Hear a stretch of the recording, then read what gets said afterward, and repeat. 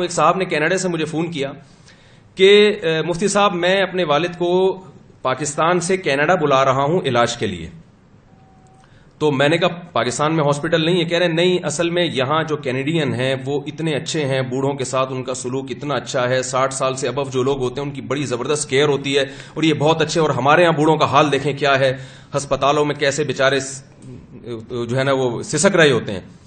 تو وہ یعنی یہ باور کرانا چاہ رہے تھے کہ وہ بہت اچھے ہیں اور ہم بہت برے ہیں.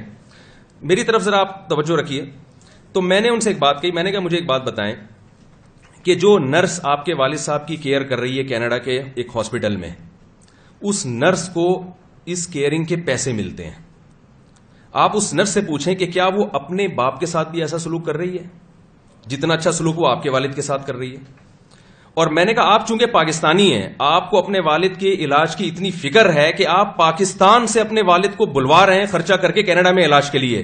کیا کینیڈین بھی اپنے باپ سے اتنی محبت کرتے ہیں کہ وہ علاج کے لیے اگر ان کو کہیں بلوانا پڑے دوسرے ملک تو وہ بلوائیں گے کیا؟ انہوں نے کہا قطعاً ایسا نہیں ہے.